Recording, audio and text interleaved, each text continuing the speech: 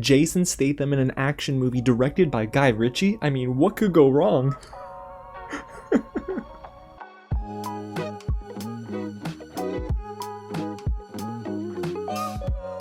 What's going on, you guys? James here with another real review, and today I'm diving into Wrath of Man, the latest action movie from director Guy Ritchie. It stars Jason Statham, Jeffrey Donovan, Scott Eastwood, and Post Malone. Yeah, that Post Malone. Thank you so much to the team over at Miramax for giving me the chance to watch this early for review. Now guys, if you don't know much about the story, it surrounds this character named H. He's a cold-blooded killer out for revenge, played by Jason Statham, and someone killed his son. Now he's gonna go and find out who killed his son, and there's more than meets the eye. So I can't say too much else besides that because I want to keep it spoiler free. Now before I tell you what I liked and what I didn't like about the movie, guys, if it is your first time here at the channel, welcome to Real James, where I talk about movies like this early all the time. So if you don't want to miss out, go ahead and hit the big red button below, subscribe to the channel, and tap on that bell, guys, and smash that thumbs up button if you're a fan of Guy Ritchie and Jason Statham, and get loud down below in the comments, guys, and let me know when you see this movie, if you see this film, what did you think of it, and do you agree or disagree with me? Because we got a lot to talk about. Now, what I will say is when I saw the trailer months ago, I actually enjoyed what we were getting, and I thought it looked cool, like a very light-hearted action movie starring Jason Statham, directed by Guy Ritchie.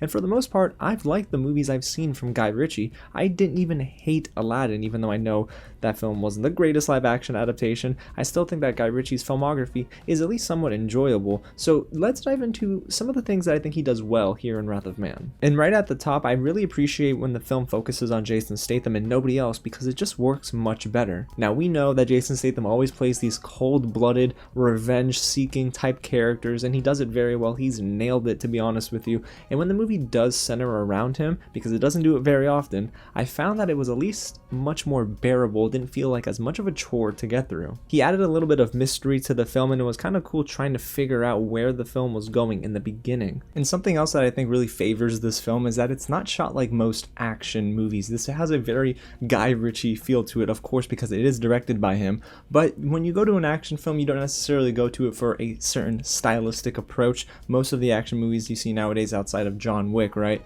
are just very straightforward. But Guy Ritchie does employ some cool camera techniques, some that work and some that don't, but for the most part, it definitely has that unique feeling. So if you're a fan of how most of Guy Ritchie's movies look and sound, you'll find yourself here at home with Wrath of Man. And there's even this heist moment, which is supposed to be the climax of the film, that I really appreciated, and I thought it was shot very well and well coordinated, even though there were some moments where it was dimly lit that I didn't care for too much, because I want to be able to see Jason Statham kick butt. I don't want to have to struggle and strain my eyes to find out who is who. But for the most part, the gunfights, the sound design, the coordination of the action, it did feel authentic. But guys, that is where my praise ends for Wrath of Man.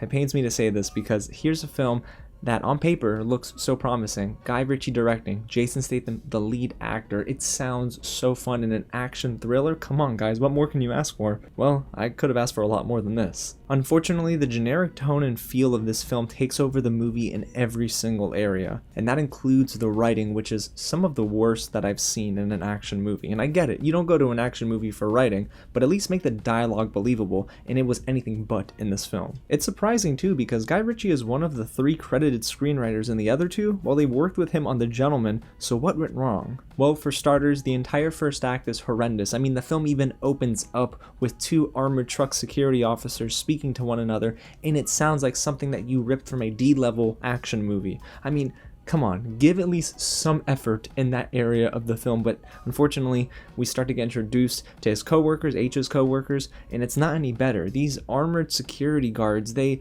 have this weird tonal clash with one another and with the film itself. This is a film that doesn't want to be cheesy, doesn't want to be serious. The script doesn't know, and I didn't know either. And I really hated that every other line with this group is either incredibly generic or overly misogynistic. I mean, there's even a line that says, "And I thought the point of a woman is to shut up," and there were some profanity-laced words there, but still, in 2021, we're still getting dialogue like this?